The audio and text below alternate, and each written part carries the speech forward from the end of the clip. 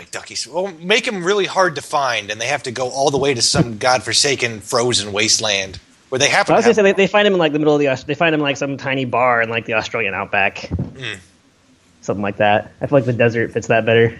It took us 20 years to find you, McDuckie Swag. Why all the running? I'm not running. He just downs the rest of his whiskey.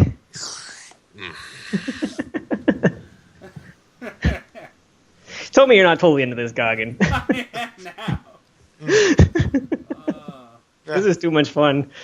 Oh, God. Yeah, that's he drinks all the rest of the bottle down. He looks at it. 1982.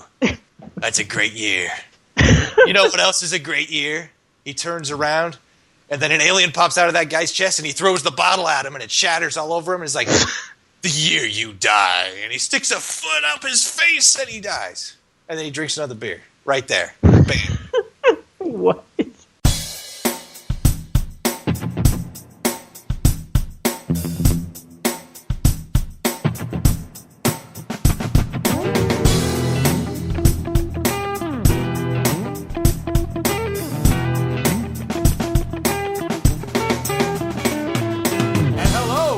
To episode 79 of the Endless Backlog Podcast, your number one amateur hour podcast, as told by me, Gagan and saying, hope all is well where you are. Joining me today is Christopher Compton.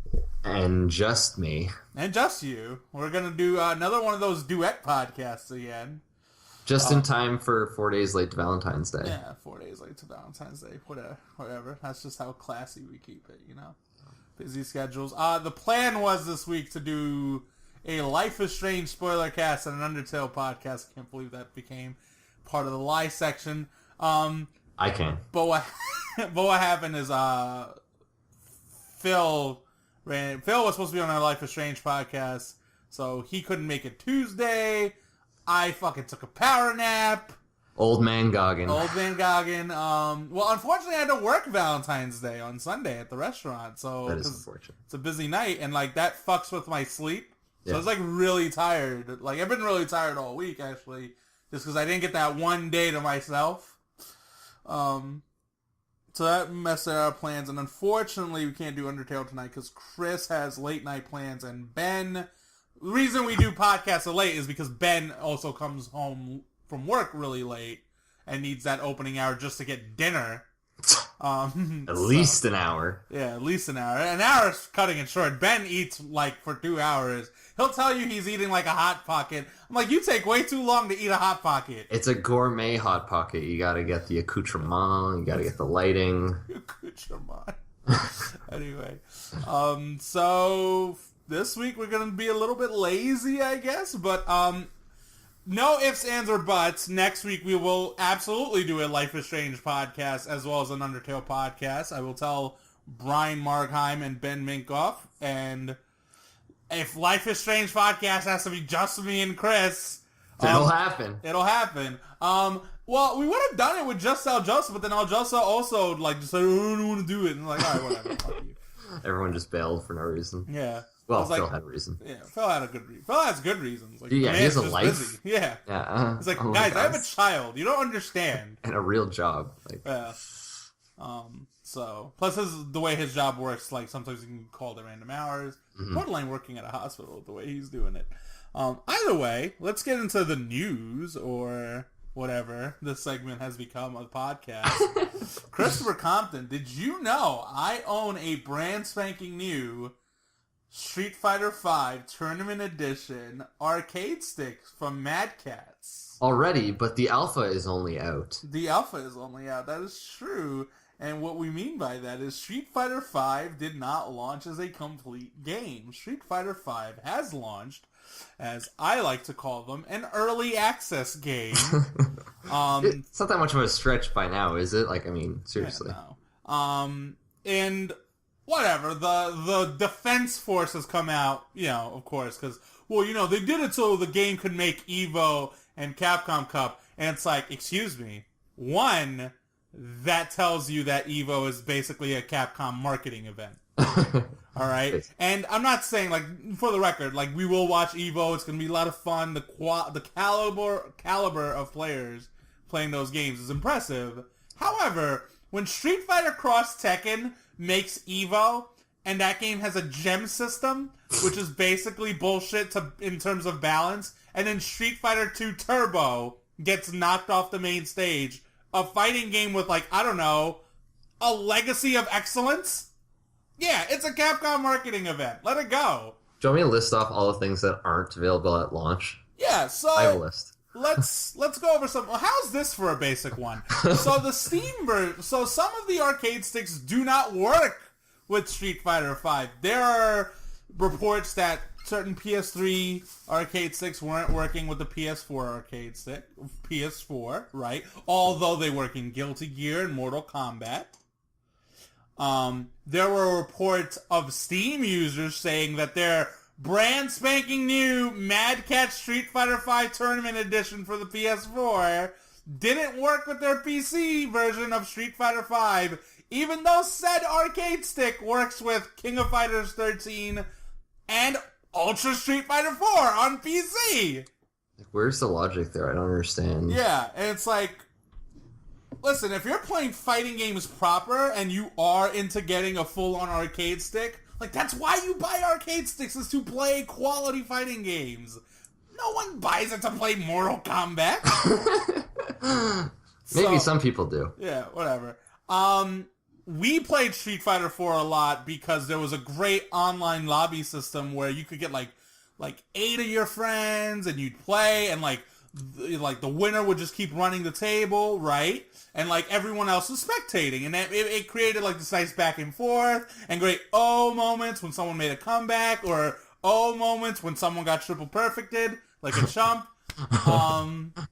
And you would think that the sequel to a game that had all these things would at least have some of these core features moving forward. On launch day, at least. And the reality is, no. Street Fighter V launched with a lobby system of 2 people. You can play that game. If you want to play with your friends, you're shit out of luck. You can play with a friend, singular, but not friends. Where do you even get more than one friend these days? Yeah, I mean what a concept. The other thing, right. To pick fighters between matches, you have to go to your profile, which is in the settings before you even go online, and change your favorite fighter for the fighter you want to play as. And that's how you change fighters. So every time you want to play a different fighter match to match, you have to go to the fucking settings. Like, what a design that doesn't make... I don't even get it. Why would you do that? Why would you do that? It's so absurd. There was a Capcom... So the way they do crossplay, I guess, is there's a Capcom sign-in thing, and you have a Capcom code, kind of like Blizzard, Battle.net and stuff. And I'm guessing that's how you invite people that are on a console and PC together. Well, that thing wasn't launching properly for a while, so for at least a few days, no one could send invites to their friend. I can't say friends, because again, we've established. No. Yeah. So, again, you're like, come on, this is a multiplayer game. The whole thing is to play with your friends. Friends are a past concept, Gagan. Yeah. We're past friends. And then, okay, so fighting games are notoriously known for being very difficult to learn, right? Like, the teaching tools are an important thing, because it's not learning how to do a Hadouken, it's learning when a Hadouken is useful, and what combos you can string together with an Hadouken, right? Mm-hmm, yep. It's a bad example. I should really be talking about Tetsu's, but, either way, Street Fighter V doesn't have a tutorial system, a training system, or a freaking challenge. Yeah, the trials mode, which is how you learn the basic combos of your character, which is fucking important for learning a fighting game. So a lot of people are unfortunately stuck learning it the old-fashioned way of just, figure it out, which, we used to do that in Street Fighter 2. Yeah. And then the world changed and fighting games got better about it. It's not 30 years ago. Yeah, like Killer Instinct has a bitchin' teaching tool in it. So does Mortal Kombat. So does King of Fighters. So does Virtua Fighter. So did Street Fighter 4! Like most would argue Street Fighter 4's teaching tool is actually way behind the times. And it's true. Here's the thing. It's better than nothing. Yeah, it's better. At least it's there. Yeah. And then, okay, no one really plays Street Fighter for the single-player mode. Right. However, Street Fighter 4 had little story cutscenes and a string of matches before you fight Seth, the final boss, in arcade mode. Mortal Kombat has this overdone story mode with a lot of produced cutscenes, and you play a wide variety of characters during that mode. Street Fighter V's current arcade mode is you do like 4 fights, that's it, the end. Amazing. It's just like, and whatever, a lot of this is going to be fixed in the March update, and there's a May update for the single player stuff, but that just goes back to what I said earlier last year about Splatoon, which is if it's a matter of that stuff needs to be developed, don't launch it now, launch it when it's all fucking finished, or if you're doing, well, whatever, like now, Splatoon comes out looking like an angel these days, because Splatoon, like, they can outright say, Nintendo can say, we never charged you a dime, we never charged you a dime. Capcom, while the updates are free, is still going to charge me for characters. Yes. Like, there's a season pass for this game. Yep. Right now, that you can purchase. While you're waiting for them to finish the game. Dude, the game doesn't even have one player versus CPU right now. That's ridiculous. What? Like, yeah. No! I didn't even think about that! It doesn't, you can't even, unless you're fighting a real person, you're not playing the game.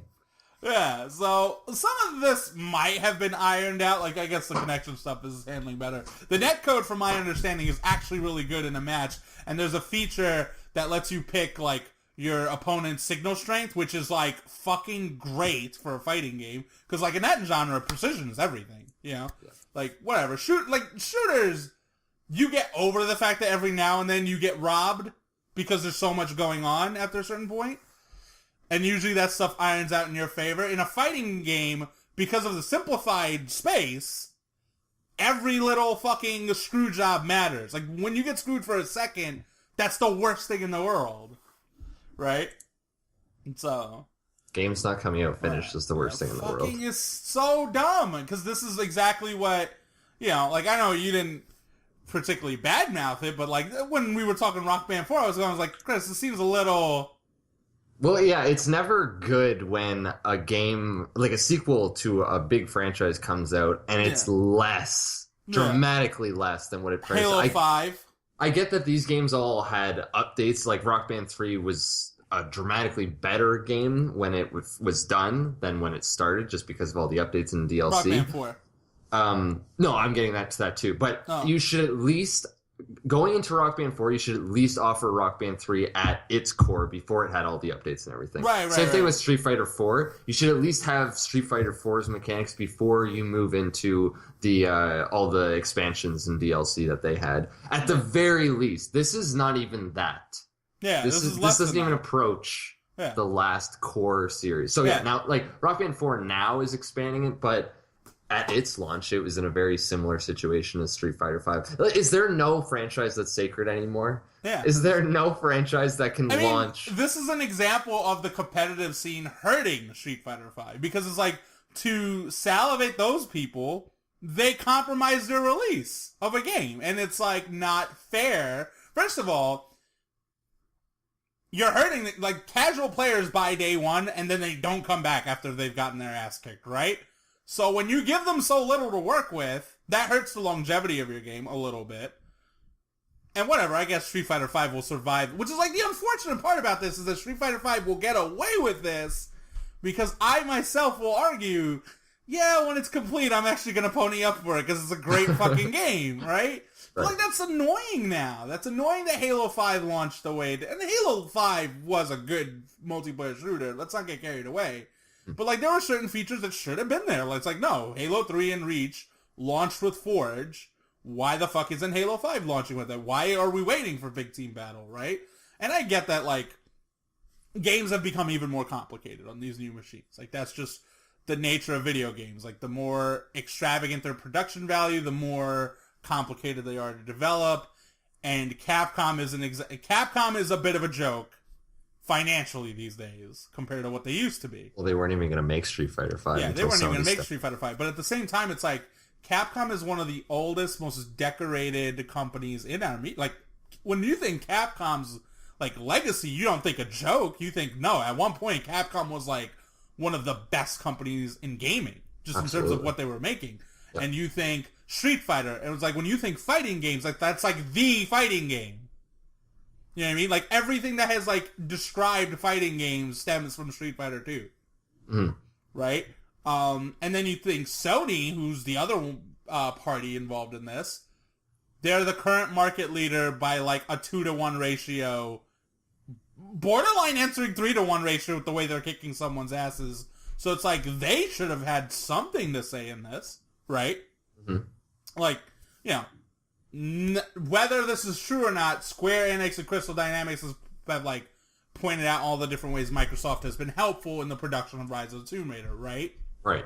So if that's supposed to be a thing Microsoft does when you partner up with them, why then I feel like it's fair game to say, hey, Sony, this is one of the greatest fighting game franchises of all time, and you let Capcom get away with releasing a half-baked product because they wanted to make sure their game headlines EVO. It's like, you could miss 1 year of EVO. It's not that serious. Like, Street Fighter V will thrive. There are other competitions in a year. Like, let Street Fighter 4 have one more big year at EVO.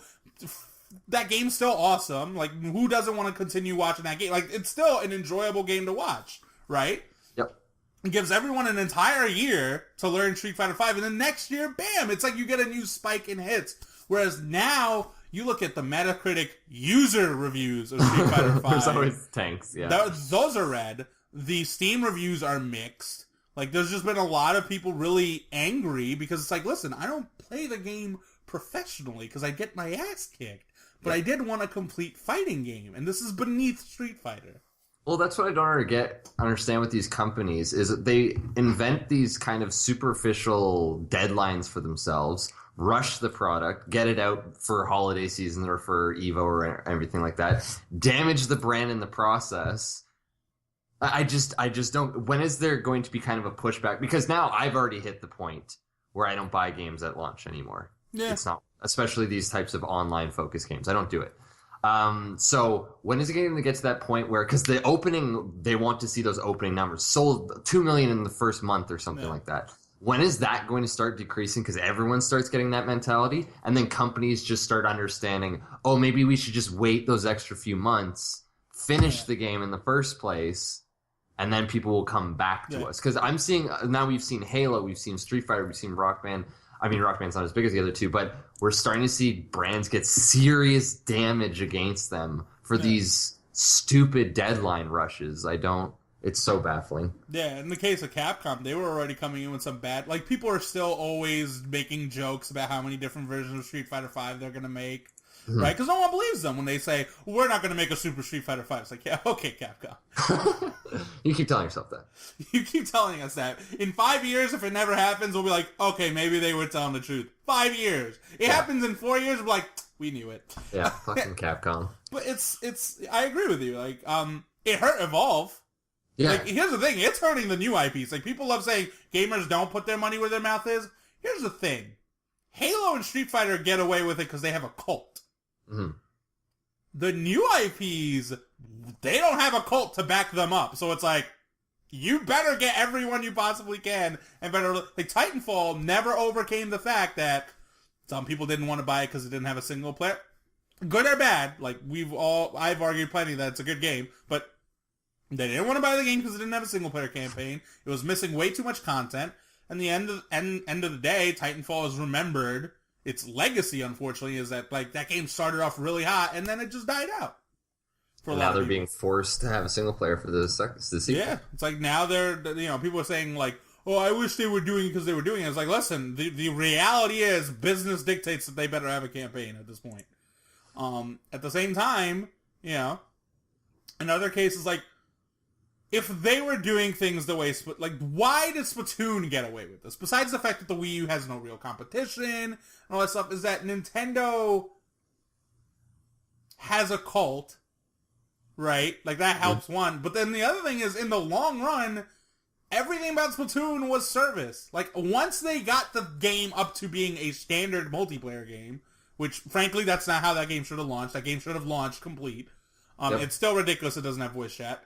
But their post-support of that, while still being free, is still like, you know what? Like, that's how you do it. Like, continue supporting this. And the way fight money works, by the way, we didn't even get into this. In theory, you can afford the new DLC characters without ever spending $1, because you will get a certain amount of fight money. Obviously, fight money is from Balrog.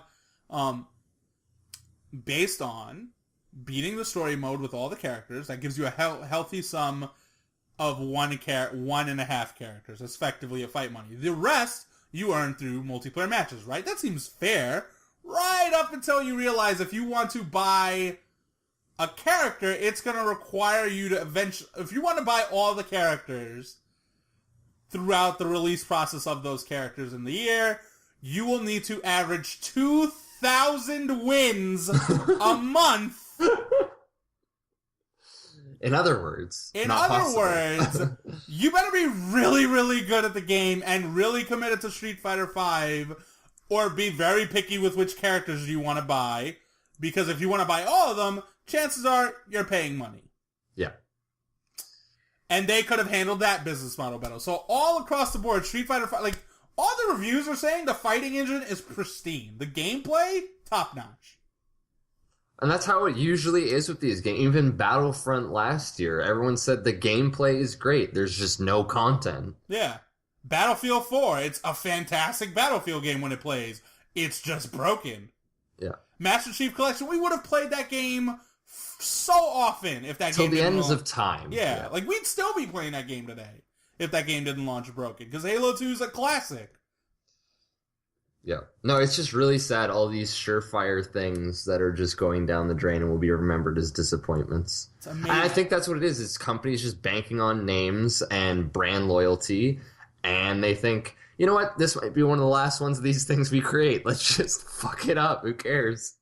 Well, in Capcom's case, it might actually be true. That might be Capcom's last game, so they're just like, fuck it. Let's just go out. Like, let's be as douchey as... Let's remind people that we were great at making games, but we could also be just as douchey. Like, you asked for this. Moving on. I will eventually get Street Fighter V. I'm just not happy the way that game launched. It's not fair. Speaking of which, we didn't badmouth this part of XCOM 2. Some of the technical performances of XCOM 2 are a little irritating. I have heard this, yes. It's not a crash, buggy mess necessarily, but there are endgame bugs in that game, which, fuck you, endgame bugs should be patched out immediately. Yes. Like, I want someone on top of that shit. Especially for a game that can be as lengthy as XCOM. Like, could you imagine getting an endgame bug at Skellige in The Witcher 3? Oh, God. It would just be so crushing. I'd cry, probably. Yeah, I wouldn't want to go back to the game, because it's like, I don't want to do all of this over.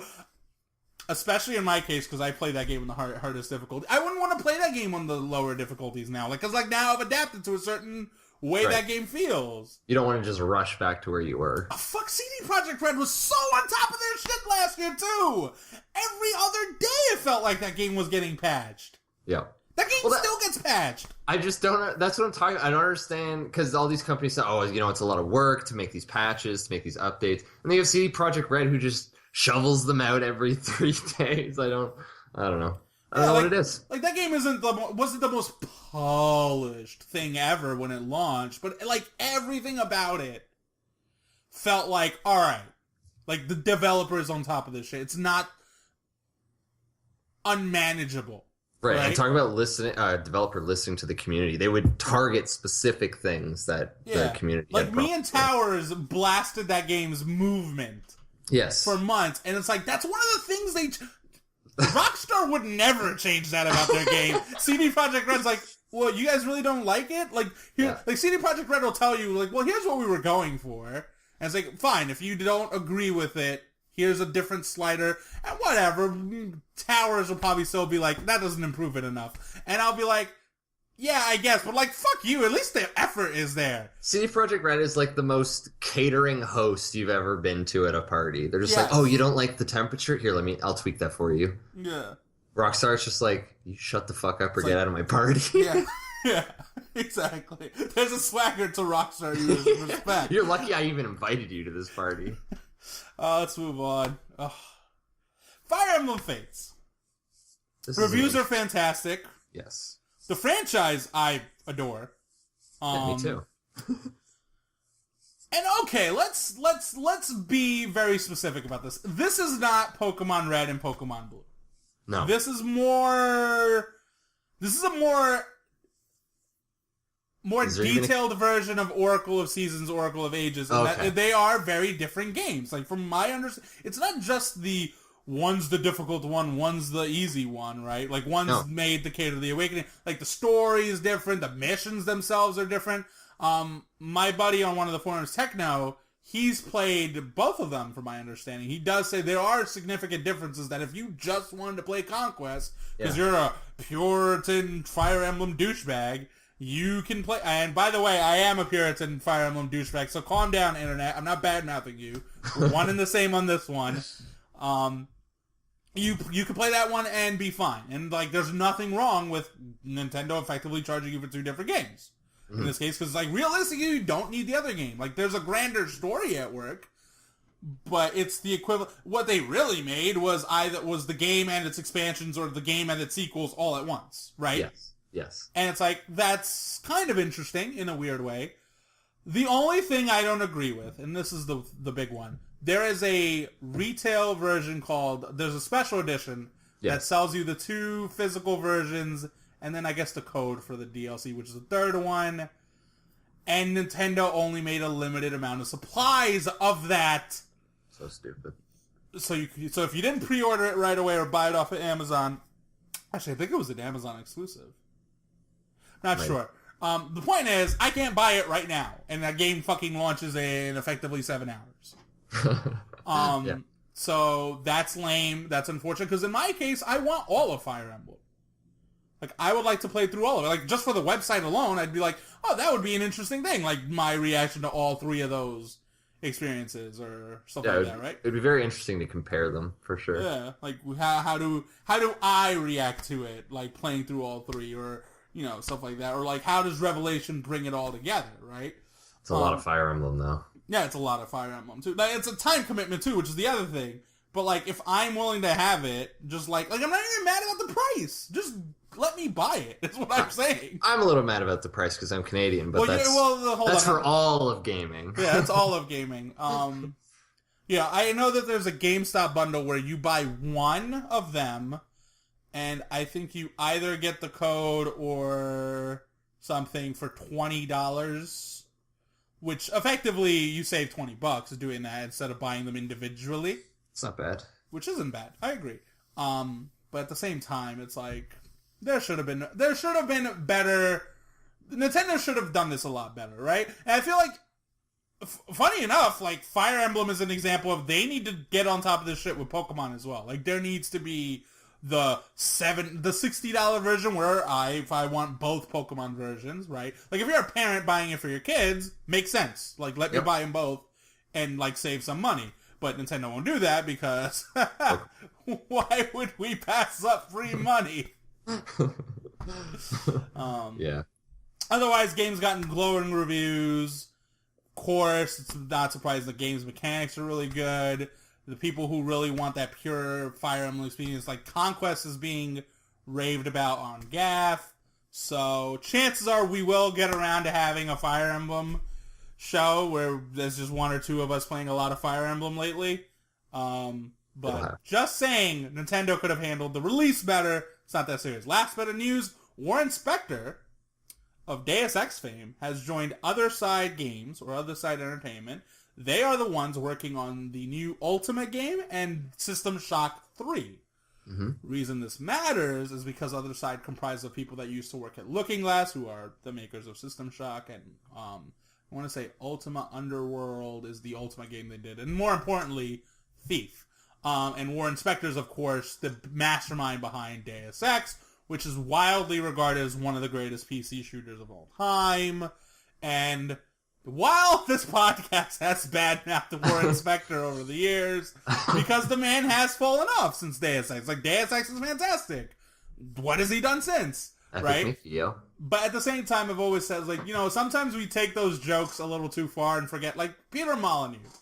Just because Fable sucks, in my opinion, does not mean we don't acknowledge that at one point in our lifetimes, this man made Populous, Syndicate, Black and White, Dungeon Keeper. Like, the man used to work on some really awesome games.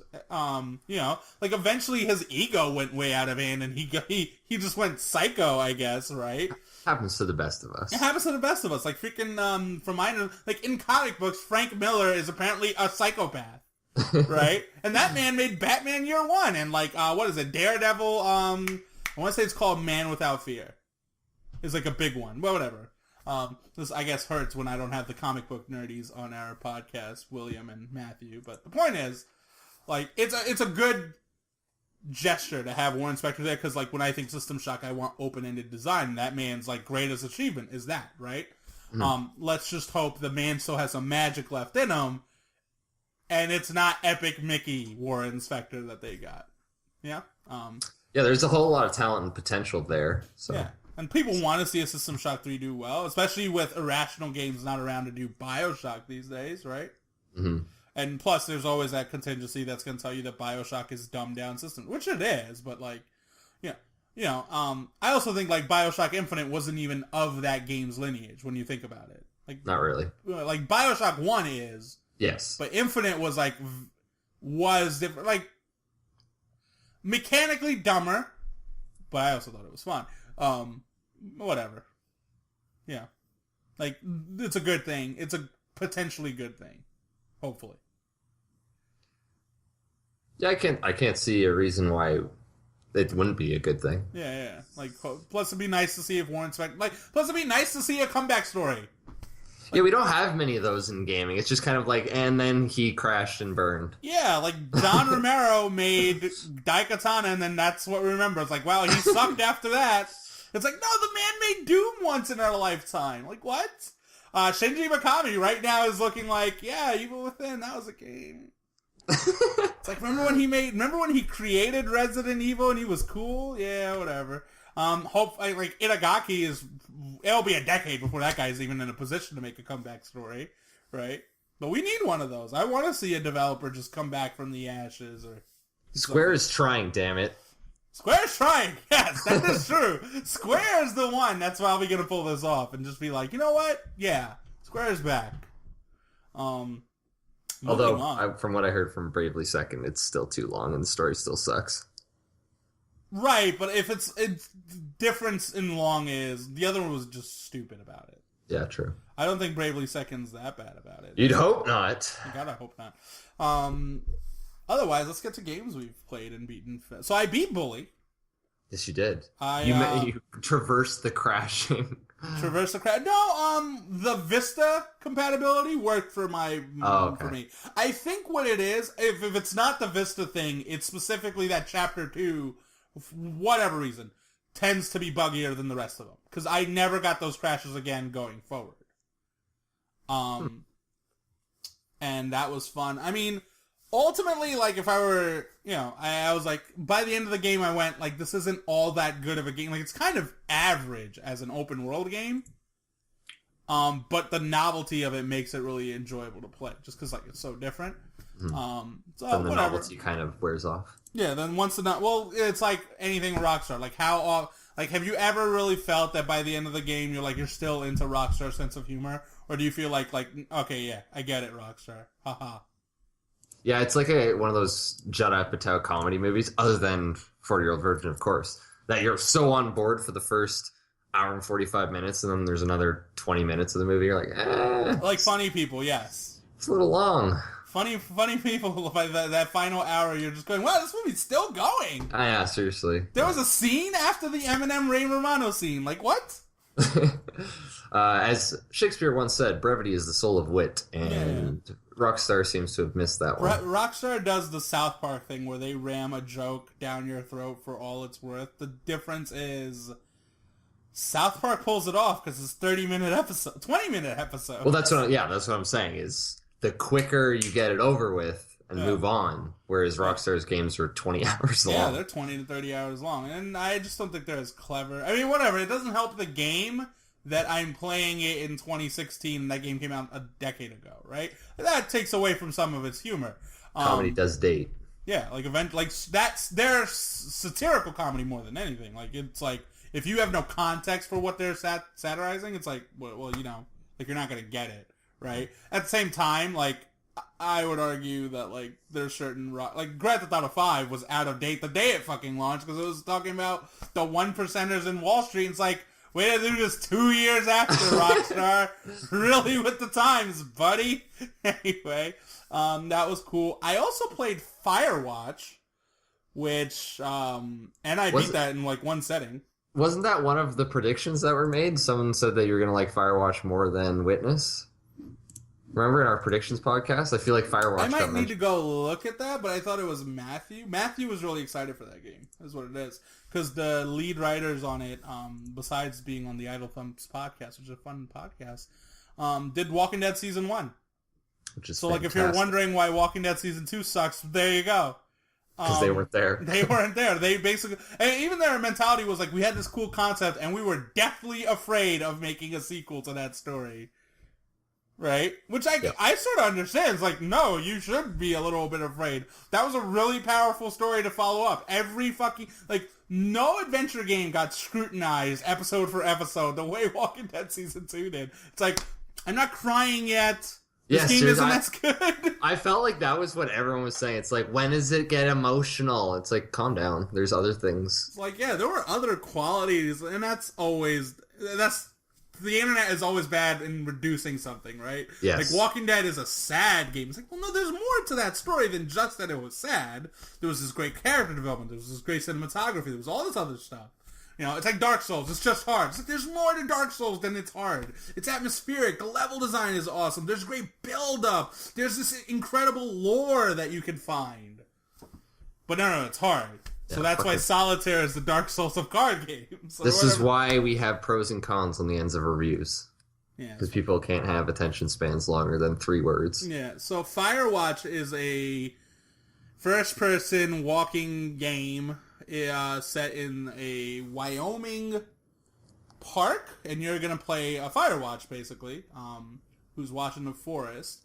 And first pass of the game, just got to throw this out there, not only does he have feet, not only does he have legs, not only does he have arms and hands, when you look down, you sort of see his waist and his clothes. It's like you're playing a person. Revolutionary. Yes. Already a contender for Game of the Year. Already. Keep listening, Chris. It's about to shit. So here's the thing. So on Idle Thumbs, because I like listening to podcasts ever since Ben brought it up to me. They pointed out the one misstep they had with one misstep they felt was when you start that game as Lee, right? Yes. The idea of Walking Dead is you take the role of Lee, right? The one thing they felt like they fucked up on was not explaining to you right away why Lee committed that murder, right? Because now you have no sense of because how are you supposed to take over this person if you don't even understand a basic thing about his backstory, right? It's a small thing. No one really gave a fuck about it. I just thought it was a mystery thing that they just built up. Yeah, we just ran with it, but they felt like it took something away from not knowing that character's backstory. Okay. So in this game, you start off and you're doing a lot of this you're just getting dialogue options effectively, and you're picking different choices of when Henry, who is voiced back by Harry Crane from Mad Men. Oh, that's awesome. Yeah. And you're just picking different scenarios, on the night he met his wife, who I want to say is Laura. I might be remembering her name wrong. Julia, sorry. And it's really bad because I played that game yesterday. Old man Goggins memory. Old man Goggin right here. And what happened is, you're just going through, what was your response when you were drunk and came up to her? Did you go, "You're pretty," or whatever? And I went with that one. And, you're going through different things, and the reason is you effectively are learning about what this guy's life was. Here, what's school, and then Julia gets dementia. at a very young age, like at 41. Ugh. You know, I know that's not a young number to you, Chris, but like all jokes aside, that is an extremely young age and terrifying age for your wife to get dementia. Like, they ultimately don't end up having kids, even though they were planning to. It just never happened, unfortunately, for them. It's like the man tries to... In my case, I chose to have my Henry effectively not put her in a home and try to take care of his wife, like, from home, like himself. And I feel like... I don't have that right for two different reasons. It was like, that's the Henry I want to create. It was just like... I feel like if you gave me that option, I might be stubborn and say, listen, we need to... Like, I will try to get her help at home. Like, obviously, someone medical that can handle it. But, like, I would hire, like, a nanny or something. Like, I want her in my home. Like, when you do the wedding vows, the idea of through sickness and in health, it's like, yeah, that should be serious. Like, yes, the chips are down for her. You should be there for her, right? Yep, that's the way I feel about it. So that's how I wanted Henry to be. And then eventually... parents come, see what how much this guy has really just like not been able to handle it. Yeah. Because it's just it's a difficult thing to keep up with, like, you know. So it's like not a shocker that the house is a mess and he's been drinking a bit and all that stuff. Like, he's obviously done nothing negative to Julia. That's at least what I've seen. He's just in over his head, yeah. Yeah, he's just in over his head, and the parents take her away just to make sure, like, no, she needs a proper place. You can't handle her. And now he's in this, like, he signs up for this summer job just to, like, be away from it all for a few months. And to their credit, that adds a lot. Like, when there were dialogue options coming up, I'm thinking about, well, like this is what Henry's gone through. Like, is he going to be this open about what happened to her? Do I want to share? Like, who wants to share that information, you know? Like, yeah, it's pretty intimate stuff. Yeah. The beauty of this game is... that I really liked is the interplay between Delilah, who is, like, your chief captain or whatever. Well, like, I don't know Forest Stranger shit. Like, whatever. Who does? She calls you on a walkie-talkie, and you respond to her, and, like, you every now and then pick a dialogue option. Sometimes you don't really have too many options. But, like, based on how you respond to her, she can be a little annoyed by you and straight up hang up on you. Or she'll, like, be witty. She is so fucking natural, right? Yeah. And I feel like that's what I really love about the game, is that I love... It's... Sometimes when people write witty dialogue, it's too witty, almost. Right. It's like, no one's this fucking sharp all the time. Like, there's a certain grace you need to pull off to make it all work, which I think Justified ultimately does, right? Because that show, like, everyone's just silver-tongued, but, like, everything about that show is stylized in this, like, it's gritty on a surface level, but it's also got some style to it, right? Whereas True Detective, some great dialogue exchanges as well, but then a lot of times you're just going, this is some pretentious-ass shit. It's very clunky, yeah. Yeah, like, too often he was just saying gibberish. It's like, that's not, because there's no breathing room. It's like, no one should talk the way Rust Cole does, right? Which is why, like, a performance like that ultimately matters, too, right? Like, because imagine a lesser actor doing that role. Yeah, then we get season 2. Yeah, I didn't know. Okay. I'm gonna go down that path. But, like, it was really good. She's funny, she's witty. Her pun game is on point, by the way. Oh my god, I can feel myself groaning already. Fucking puns. So as Henry, you have the option to either point out, God damn it, I'm stuck with you the entire summer, or outright groan at a pun. I'm like, this is so good. So first of all, it would be so it was an electric pun. So whatever, it would have been amusing if she did shock and spark and electrifying. Like whatever, that's Bush League stuff. You know what she went with? She went with current. Oh my god. I was like, this one is classy. This one's a keeper, Henry. I would groan, that groan option every time I'd be hitting that button. It's really good. And what ends up happening is, like, you see these characters sort of, like, just because they have to talk to each other or something, like, they end up talking to each other not in detail. I didn't cringe at all, for the most part, during the dialogue. Maybe when they were flirting. Okay. Just because, like, I don't know. But I always feel like flirty dialogue is always a little cringy, because, like, it's flirting in a weird way, right? Like, people are like, oh, James Bond's so smooth. I'm like, James Bond's a rapist. Like, let's be real. He's kind of a creep. He's kind of a creep. Flirting is like very. I don't know. I get what you mean. Flirting is a very one-on-one thing. It makes sense to the people involved, but overhearing flirting is always a little. Yeah, you're like, wow, that guy's so cheesy. He's selling it. That bitch cannot be falling for this right now. But she is. But she is. It's like, yeah, whatever. So that's why, like, I never get too. Oh my god.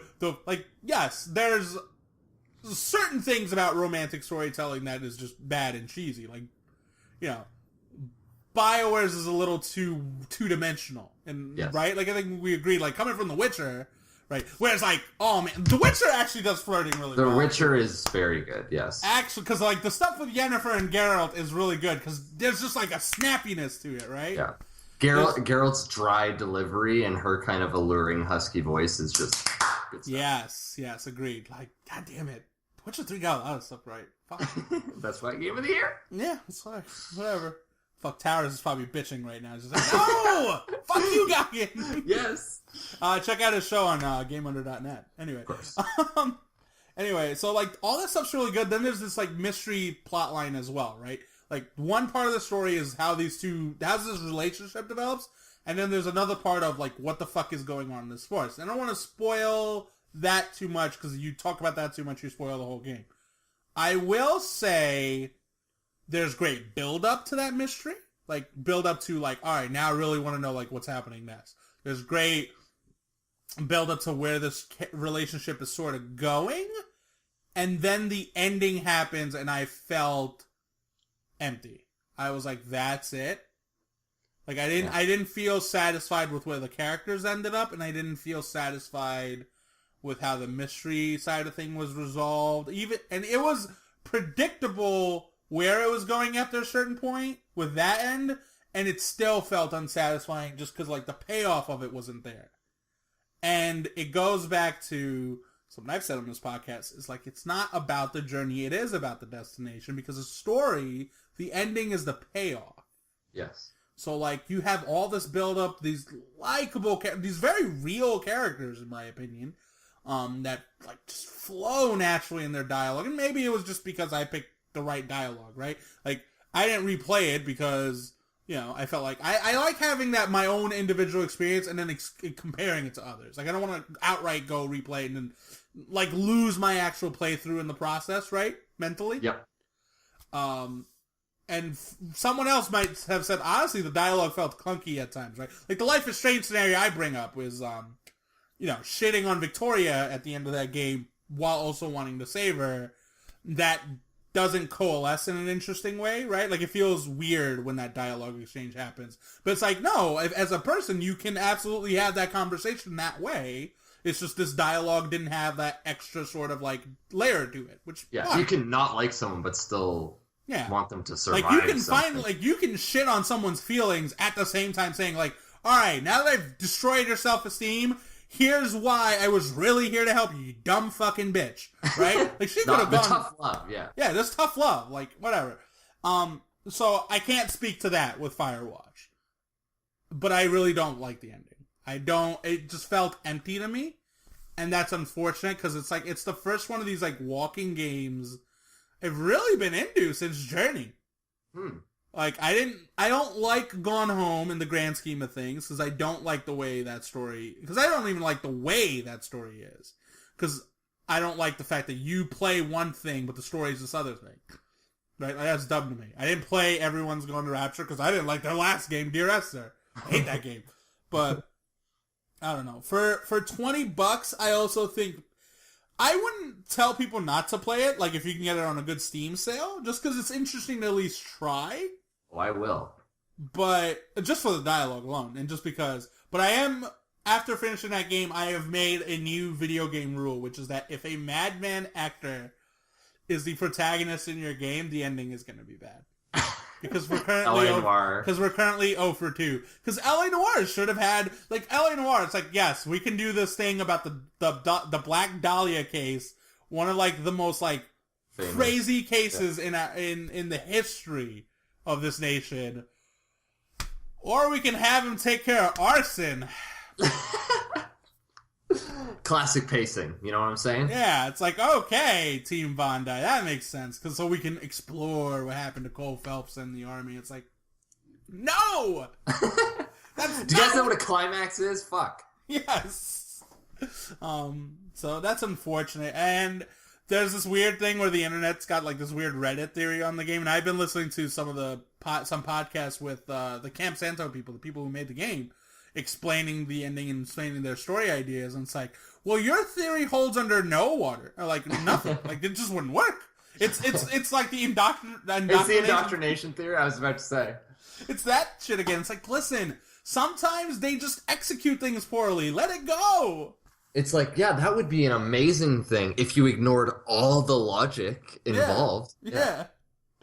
So that's Firewatch. I'm not negative on the game either, but I will say this: Delilah's the early favorite for Character of the Year. Oh, very cool. We haven't had an early favorite. This is our first. Well, I didn't want to make anyone in that Dragon Cancer the early favorite, because it's like, well, that game's sad as shit, and these people are real.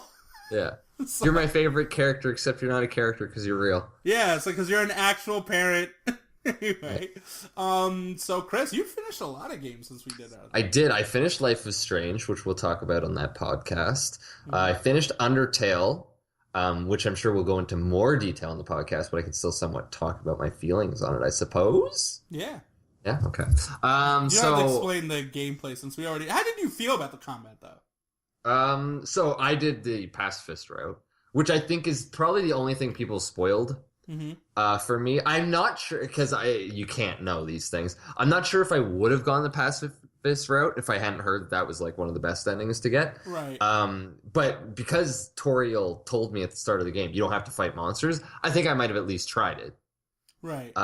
That way, just knowing that it's a thing. So the combat itself, though, it's kind of like a bullet hell shooter in a way for a lot of the enemies. And I was at first using a controller, and I quickly gave up on that because it was frustratingly imprecise. You need to be pretty precise sometimes. I was not expecting, I don't know if you felt this way, I was not expecting this game to be as hard as it was in some scenarios. I didn't think it was going to be that hard either, but there were stretches on the... So everyone else played that game on a mouse and keyboard. I think Ben and Brian did, and I'm like, I actually tried to beat that game. I beat that game on a gamepad. Really? Yeah. I hated the combat so much at times because like I agree with you. Dodging sometimes in that game felt unfair, but so like in Bullet Hell, the thing is you have not all of your character model can actually be shot, right? Like that's always been the thing. And it's like you have to learn what is the area you have to keep safe of your character model. The invincibility model, yeah. And then that's learning the game. Beauty of Bullet Hell games is so much colors. Like the reason they're as colorful as they are, it's like so you can specifically always pinpoint your thing, right? Right. Undertale, because it's black and white / like red. Yeah, red is like that actually hurts its cause at times because like plus they're like an arrow or a heart. Sorry, or your heart. Yeah. Yeah. So it's like it's a weird shape to be. Yeah. Sometimes I get hit just because the way a heart is shaped, the round edges would throw me off. Fucking and it wasn't so much. It was just the boss battles I had significant troubles with on some, just because they went on too long. I would be doing great, and then I just keep getting hit and hit and hit, and then I'd eventually die and have to do it again. And those are some long fights because of the pacifist route that I was taking. I'm sure they'd be shorter. Yeah. The other way, and I guess that's part of the game itself is being a pacifist. Is meant to be harder because it's not how traditional RPGs are playing. People say the Genocide playthrough has some difficulty spikes. Oh, interesting. I could see. I think I watched the final boss of Genocide and it looked really tough. But yeah, pacifist ending was the route I went, and the gameplay itself it was good enough and rewarding enough that it led me through to the story moments, which is what I was mostly playing for in the first place. Yeah. Which, very funny game. Loved the way it messed with expectations from pretty much the first frame until the last. Yeah. Yeah. Really, it's one of those games where you need to have been playing games for a long time, specifically JRPGs, or at least RPGs in general, or this game makes no sense. There were so many times where I was kind of like telling jokes to my girlfriend and she wasn't seeing why it was funny. She didn't grasp it, yeah. It's yeah, like, yeah. If you had played these games, it was like, yeah, whatever. Yeah, so I for a game, I guess Now there's kind of which the internet always does, there's a backlash because there was a huge love for the game. Now it's gone to a huge hatred to the game. The internet can never behave. I know, right? It's interesting that it originally had that huge outpouring of love, considering it is pretty niche. You know what I mean? It's one of those games where it's a $9 indie game that looks the way it does. Yeah, it became exactly. A phenomenon.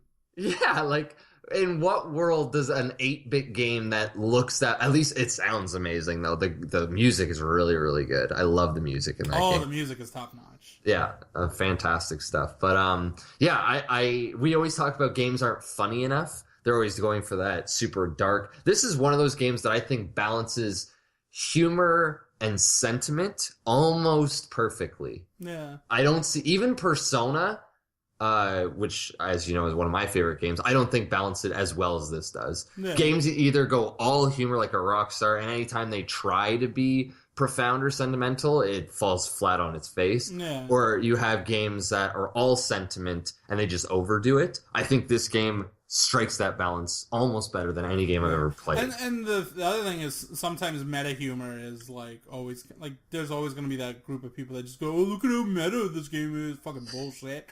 Right? Yeah. Because it's very hard. It's actually really easy to fuck up meta humor. Like when meta humor works, I feel like is like in sequels or like TV shows. It's like when the show's been going on a while, too long. Like, yeah, so the show can like also like poke fun at itself, and sometimes it's fan. Like it works for Supernatural, it worked for X-Files, it worked for Saints Row 4. Like the whole that game is just going.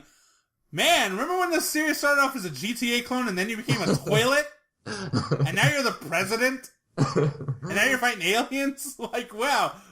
Our series went some places, huh? Yeah. Like, you know. What I also like about Undertale is because it has that meta humor. Right. Typically, games with meta humor also tend to fall into the same traps that the games they're making fun of. And then you just point out, well, you're no better. But what Undertale cleverly does is it doesn't, because of the way the pacifist route works, gameplay-wise, it's using gameplay that is... You can't really say you're doing the same things you're making fun of because its gameplay isn't like traditional JRPGs. Right. So you can't necessarily say, oh, you're making fun of these things and then doing it anyways in a not surprising or interesting way. Whereas for me personally, you can lob a different complaint that the gameplay that it's trying is just not as good, but at least it's not the same tropes we've always seen. Yeah. So I appreciated that. And the meta humor, whereas I find a lot of meta humor is just very snarky and cold, I felt this game actually was endearing. Yeah. You know what's unfortunate about that game, though? What's that? So, like, Undertale's, like, trying not to spoil it. So Undertale, I feel, at least, tries to get across the idea, like, don't be obsessive, don't overread into things. Like the reason it even pokes fun at the internet a little bit. It's like, sometimes you guys take these jokes a little too far and run it into the ground, and right, you know, a cake is a lie. And how the internet responded was Undertale memes, running Undertale jokes into the ground, being really obsessive. It's like you sort of missed the point of Undertale. Absolutely, because what's so weird is the hatred has now come from the fact that it's meme the video game, but it doesn't feel that way if you play it. Yeah, like when you play it, it's not meme the video game. Like. No. It's weird because like every bit of discussion about this game has been, oh well, it's Earthbound for a new era. It's like that wasn't even what anyone was saying when they were describing it. No. It's that the guy made Earthbound ROMs and specifically translated motherfucking 3. Yeah. Right? And like it's led to him making a game that's very much inspired by what he did from Earthbound. Like you see the Earthbound inspirations there. It, however, isn't Earthbound in any way other than superficial stuff. Like, you're overreading things again. Yeah, absolutely. So yeah, it definitely, like you said, it's one of those games where people just took it too seriously when it was just trying to tell us. And whatever. The other thing is, I think it's 4chan or Reddit, whichever one. Someone ran, like, rated GameFAQs, I guess, and now Undertale won, like, greatest game of all time or some nonsense. Oh, shit. Or did really well in the tournament. And it's like now that it's not the greatest game of all time. It's like it's not that serious, guys. Let it go. Yeah, no, Undertale. I don't know. It's just one of those games where I feel it almost isn't supposed to go for a mass audience. You know what I mean? Where those games that a few people love them, and those few people should love it for sure. And then it suddenly is seen as this everyone should love it thing. And then people who have no experience with JRPGs or hate JRPGs come play and like, this game fucking sucks. And it's like, it's not meant for you. Like, you weren't the one that it was supposed to appeal to in the first place. Yeah, it's like there's this weird mentality that something great must necessarily be great for everyone. It's like, no, not everyone. Like, whatever. We like saying that people who don't like The Godfather have bad taste. Because they fucking do. Like, if you don't like mobster flicks. Then, yeah.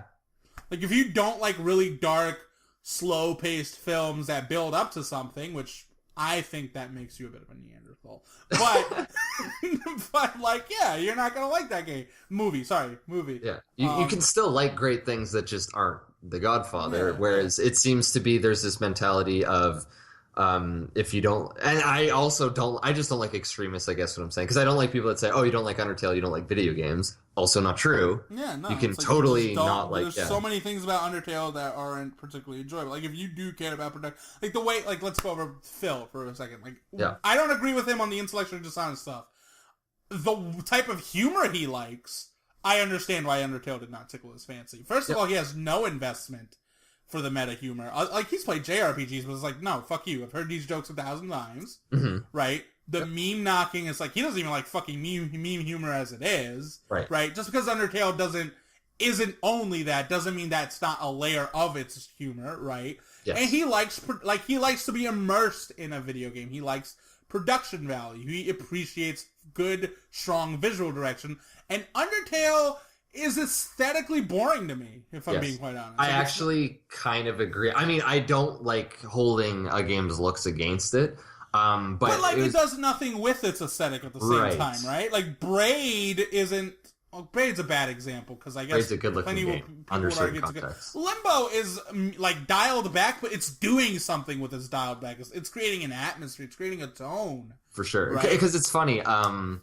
I was talking to Adam Wazdi, and he was saying that the ending made him cry on the pacifist ending. Yeah. And it was funny, because talking about aesthetics and visual art direction, I feel like it could have made me feel more emotional if the art style had been different. Because I can't, on a superficial level, I can't connect deeply enough to these characters because of how they look. Yeah. And how the game looks. Honestly, that might have played a role in my not getting to it. I mean, whatever. I don't cry during video games as it is, right? Except for one. But even in the case of that one, it's like, I would argue that Dragon Cancer isn't a looker. It would run into the very same situation if it wasn't for the concept of that story. It goes that step beyond. Yeah, being like sad. If it was a regular sad story, probably doesn't make me cry. The fact that it's a pair of parents losing their child to cancer is like, no, that, and like having you sit through certain things, like, just breaks you the fuck down. It's like 3 hours of suffering is what you go through. It's what it is, yeah. And it's the same thing, Life is Strange. The whole reason that game broke me is because I even said before I really got into that game on that one podcast, I love the aesthetic because everything feels tender and bruised like an old photograph. Yeah. And I feel like that's what played into why that ending was so emotional to me. Build up is everything. Like, again, it keeps... It's not that the journey isn't important. The journey is. The journey matters too. It's crazy. It's like the whole thing matters. Yeah, no, the whole thing does matter. Because if you're not built up to the final moment, you don't care about the final moment. And if the final moment sucks, then the journey didn't matter. Yeah, exactly. So yeah, you have to be on point the whole time. Fuck you, Metal Gear Solid 5. Yeah, fuck you. That's the whole reason I voted against it. It is funny, like, even people who like that game have turned on that game in a weird way, right? Yes. Metal Gear. Because even, like, I agree with... I can't believe we're talking about that game again. It happens. But it's like, once it left that sour taste in your mouth, you almost didn't want to recognize that it had great gameplay. You were like, yeah, but, like, fuck you. It, like, shat in my mouth at the end. Yeah. Well, that's... When it won Endless Backlog Forums Game of the Year... for some reason, I remember having so much fun with that game. I remember loving the gameplay, having so many great memories. When I saw it at number 1, for some reason, I just said, fuck that game. And I don't know why, because I liked that game. It was in my top 5. I voted for it. Yeah. But something about that second half just made me real spiteful. Yeah. That's how I feel. It's, we always do this with games we like too. So like I always go with Fire Emblem Awakening. It's like, it's a good game. It's just, look at all the things they took out. It's like, it's a little disappointing. But did you play through it 3 times, including the hardest difficulty? Yeah, it's a good game. So it's a disappointing game that you played through 3 times, including the highest difficulty. Yes. It can be those things. It can be, like, games are complicated now. Undertale's cool, man. I like it. I really like that. I see why it wasn't in my top 5. I don't know if it would have been in my top 10, but I could see why it made our top 10. You're no longer against it making our top 10, right? No. It's funny because remember it did sort of come down to me and the arguments presented against Life is Strange and Undertale. And in that argument now you'd go Life is Strange. Now I go Life is Strange. But here's what I'm saying. Saying. If we all agree that if we were all to listen to it again, that Ori and the Blind Forest, and for the record, Ori is a lot higher on my list than Life is Strange and Undertale, so everybody calm down with Gagan's biased. Fuck you. I'm biased against the game I like more. Anyway, but if we all agree that that's the weakest argument, looking back, that seems like a really easy cut. And whatever, that could change when we play Rise of the Tomb Raider and Until Dawn, because I do want to play Until Dawn now. I absolutely want to play Until Dawn. I think the beauty of Undertale, though, like anything else, and why it would have had... It goes back to what Ben said against Ori and the Blind Forest, which is that Ori is exactly what you think it is. Yes. And it never isn't that. It's never anything more than exactly what it is. I would argue the first 15 minutes or something different than what I expected. Did you find that effective, though, in Ori? Because I didn't. I saw people comparing it to Up, and I don't think it was that level. The way I compared it to Up was that, like Up, the opening of the thing is this like super sad thing, like meant to be the super sad thing. Like that's it. Like it opens sad, and then it's meant to be like this more breezy thing. Right. I guess I just wish the opening 10-15 minutes had actually been a little longer, because I didn't have time to fully connect to what was going on. Yeah.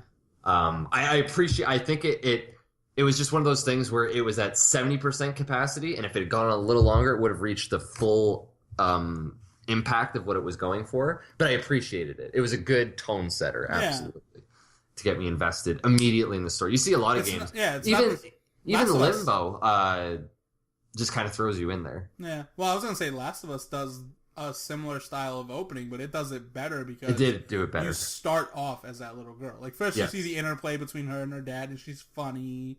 She's a little, charismatic little girl. And then you're like whatever. It's a scripted cinematic thing, and it's a little overwrought at times. But well, that's what I mean. I wish in that opening you had done more with the 2 characters involved in Ori. Exactly, yeah. Yeah. Instead, you're watching this like there's this weird like you're not building a bridge. You're like doing montage. The montage builds the bridge. I wish you had actually built the bridge. If that had just been the sequence on top of what they had already done, I think boom, it would have been a home run. Exactly what they were going for. Right. But yeah, because they montaged it and just kind of skipped ahead. There's no connection to that character now. Like you don't understand the value this character had to Ori. Right. Yeah. Wait, I just think it's really. Is it like a spoiler talk about this? What, Ori's opening? It's the opening of a game, man. Okay, well, I just think it's interesting that one of those characters is so prominently displayed in the marketing. It's on the fucking cover of the game, and then that happened. I thought that was pretty cool. Yeah. And then, past that, though, really fun game. I've been playing Ori. I'm like 30% into the game. I love talking about aesthetics, beautiful game. That is... If that's not the best looking 2D game, it's damn close. Yeah, we were talking about what is the best looking 2D game, and I couldn't think of one better than that. Yeah, I mean, there's things that game does with its like environments that just make me go, man, if Metroid had this type of like a 2D Metroid had this type of visual direction, holy fuck! Like they do this cool stuff, like I said, with the forest, where like there's the background you're playing on, and then like in the foreground, like you'll see like parts of a tree or something on the edge of a screen, and like it adds a level, like it adds some dimension to that environment, gives it like a place, like yeah. I was just fighting that shadow creature who had stole that water teardrop thing, right? And sometimes he would be in the foreground, and I always thought that was kind of a cool visual trick. Yeah. But yeah, and more than that, though, because of the fluidity of the movement and the motion blur, it just adds to how beautiful that world is. Because just seeing the way the screen shifts as you're moving is just such a thrill. It's such a rush in a way that I haven't felt since, I guess, Journey. And great feedback, like all around. Like everything about the way that game plays, from the way he moves to just like every bit of animation to his jump just gives like a nice, satisfying feeling. Especially coming off of Life is Strange, Her Story. I skipped Her Story, but yeah, Life is Strange, Her Story, and... We talked about Her Story last We did, but when I was talking about games that I'd beaten in a row. Yeah, so Life is Strange, Her Story, and Undertale. Undertale of those 3 games was the most gameplay of them, and even that isn't a gameplay That doesn't heavy feel game. fluid, yeah. Yeah, so coming off of those 3 games to go something like this, I like all 3 of those games, but this is such a breath of fresh air.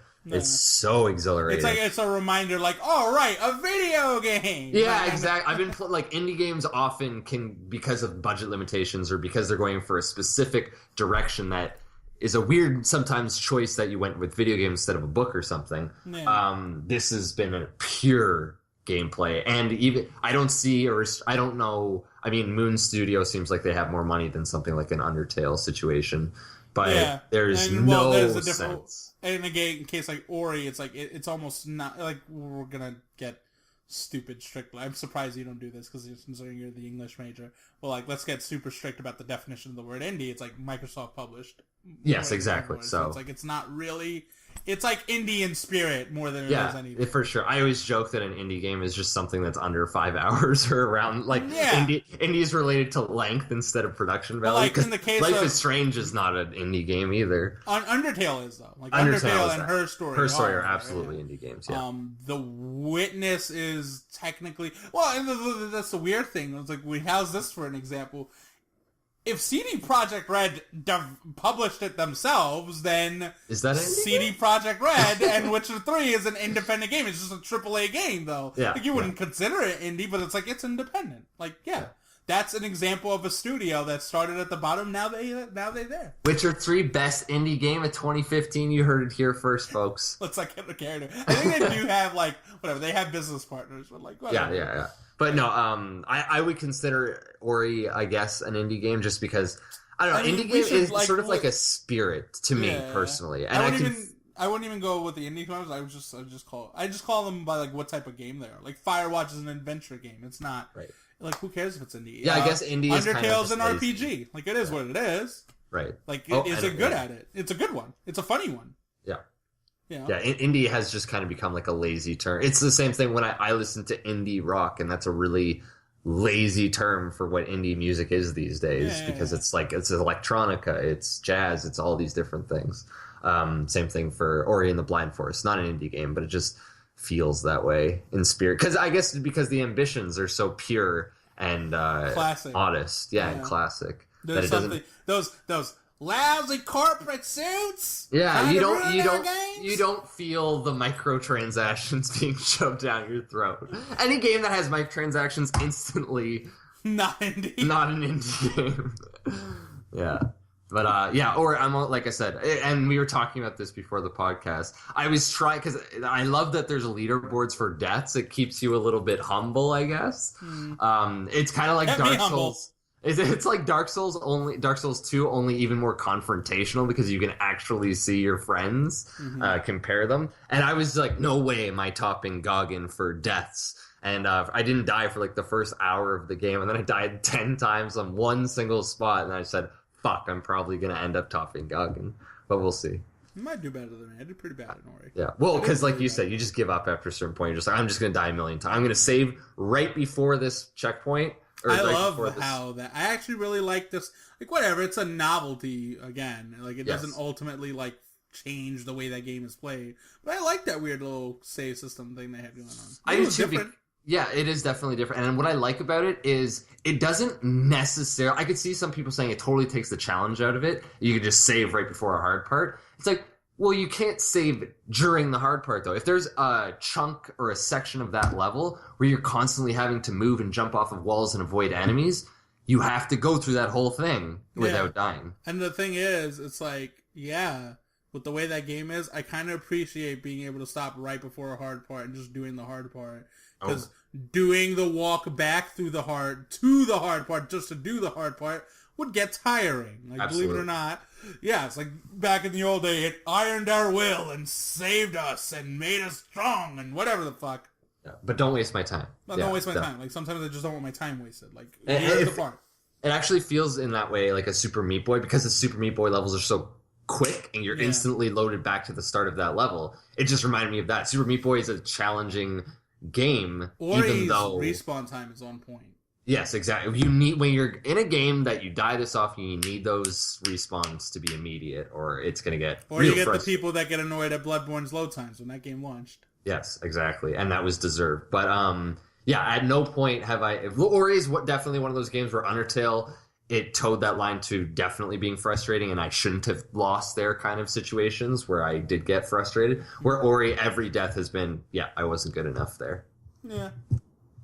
I'm not far enough. Maybe there are frustrating parts, but so far not. No, I mean, I feel like they're not unfair sequences. I don't think the sequences themselves are particularly good. They're meant to be the more varied, the things that aren't vanilla Ori, right? Right. But like overall, I really like that game. I like the way it looks. I like the way it plays. It understands how to make a Metroid setting feel more organic in 2D and less like, go open this color-coded door. Like, that's interesting. Yeah. I don't think I've played a game like this since like Shadow Complex, actually. Yeah, Shadow Complex is fucking cool. It was dope.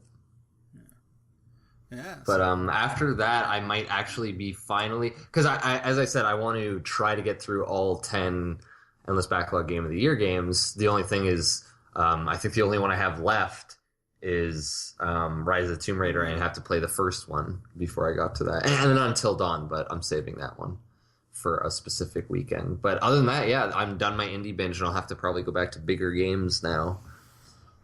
Go back to the games that are more soulless? Yes, exactly. Those disgusting corporate heartless games. It is, I'm not gonna, I don't like saying it that way, but it does feel that way when you go to some of these games. It's like, it's like you put no thought in why that mechanic is in this game. It's it's just there. Yeah, there's just no charm or care sometimes. I don't know. I have 2 games that I'm looking at when I was deciding, should I do Ori after all these small games? I was like, I do Ori. I was looking at the Ico collection because I have a working PS3 again. Ico's got soul for days. Yeah, so that's a bigger game that still has that for the charm. record, obviously, we gave Game of the Year to The Witcher 3, and then we gave Game of the Year 2 years ago to Last of Us. There are AAA games that don't feel like bullshit. Don't feel like whatever. There's a mechanic or two that was it wasn't as well done. But I understood the direction. I understood what they were going for. I understood why it worked a certain way.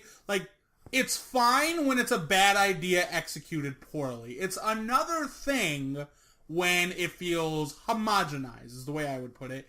In that certain games just have mechanics for the sake of mechanics. Like Wolfenstein, I remember arguing with Towers about New Order's upgrade system not being that bad, but he just kept on but it adds nothing to the game. If anything, it takes something away from the game because it's stupid. And one example I'll point out is there's a thing in that game that tells, or challenge that you can get, where when you're overcharged, which when you have like 200 plus health, right? Yep.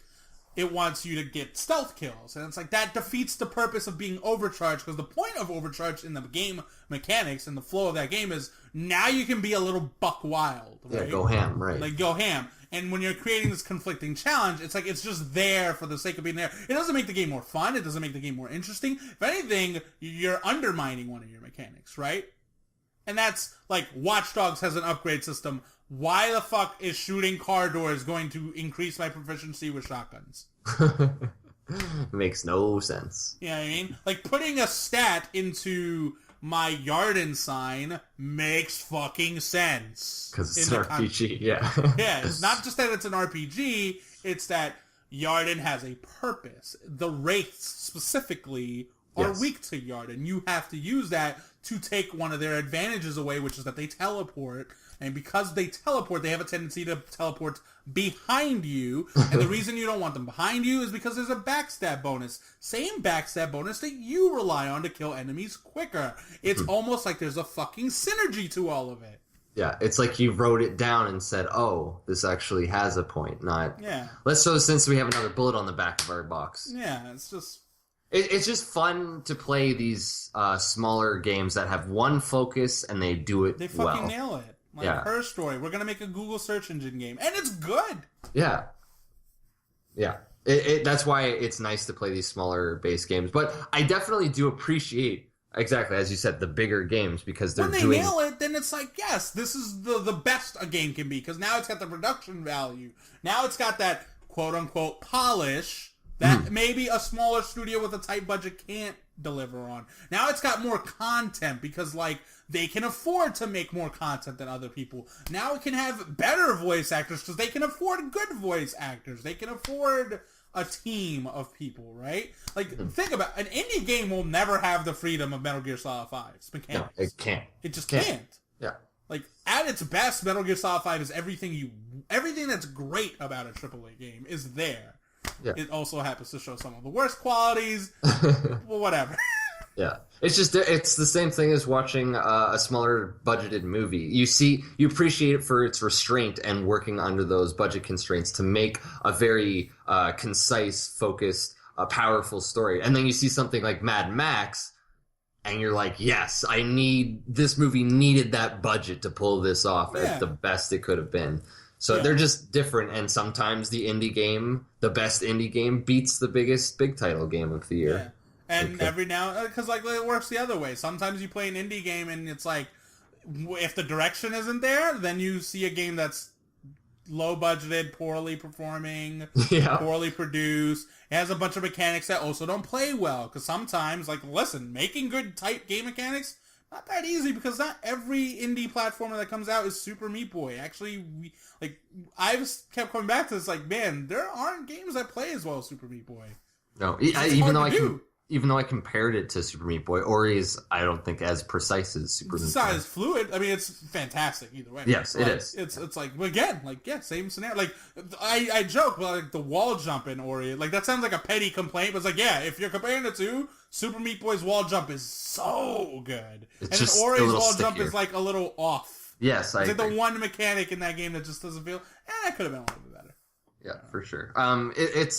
Yeah, indie games, they come down to often that one idea, and if that one idea is really good and it's done really well, you got a classic. But that one idea isn't so solid. Yeah, sometimes you get a bad idea executed exactly the way it was intended, and it's like, nope, this kind of sucks. And I'm a little bit more of a cherry picker when it comes to indie games. I mean, we cherry pick our games as it is. Like, that's very true. When was the last time we played a game that was sub anything on Metacritic? You did last year. You played a bunch. Which ones? When you went through that indie string of games and they were all like Hohokum did well. Unfinished Swan did well. The only one that did bad was Entwine. No, Hohokum and Unfinished Swan are like 70s and 80s. 70s? That's disgusting. Whatever. In this medium, you're being part of the problem, Chris. The Unfinished Swan. Hold on.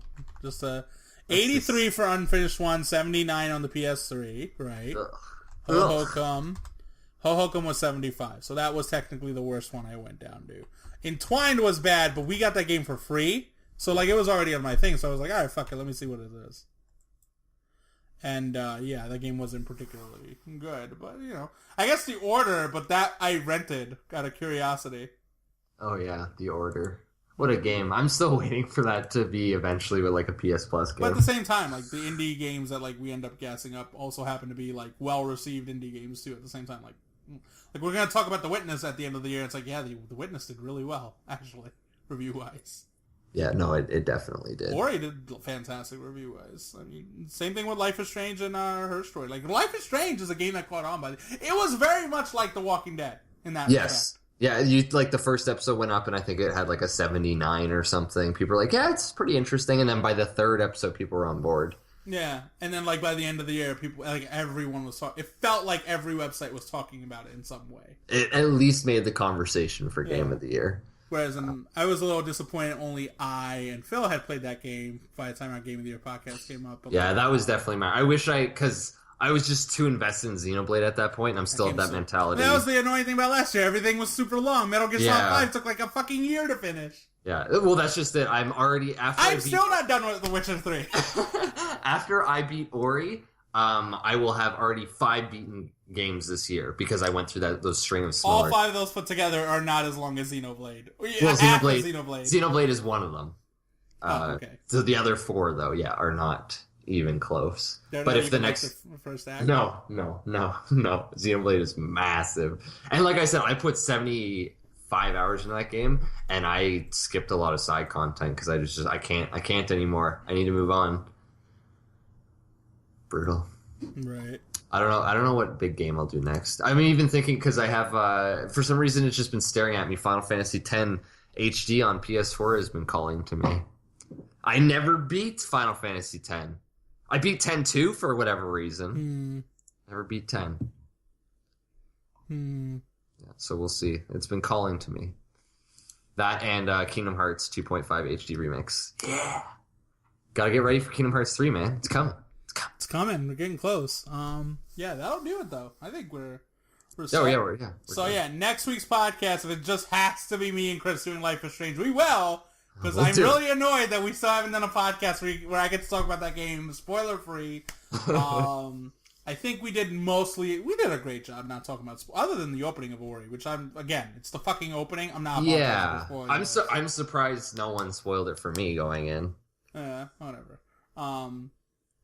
But next Tuesday we will be recording Ori and the Blind Forest. We will also probably do an Undertale spoiler cast because I think Undertale is also a cool game to talk about with like the non-spoiler. Did we all do different endings? Can we even talk about multiple? I think we all ended up doing pure passive and the neutral, but I think I think Brian definitely did the genocide run. Okay, that's good. So we try to get at least one person because I didn't even touch. I looked at some videos, but I didn't touch the genocide. It's too hard, man. Like that would be so brutal. Yeah, it's like being a dick in Mass Effect the whole time. You get to a certain point where you're just like, I can't do this anymore. This is too mean. This is too mean. Yeah. Anyway, that was episode 79 of the Endless Backlog podcast. No one's got to go today. And if you want to shoot us some questions, hit us up in the comment section of this YouTube video or on our website at endlessbacklog.com. You can join our forums at endlessbacklog.com as well. Please send us questions at podcast@endlessbacklog.com. And subscribe to us on iTunes, Stitcher, YouTube, maybe, MySpace. I think I have to make a SoundCloud thing. Follow me on Twitter at GaganEB. That's about it. Please, enjoy your night. See ya.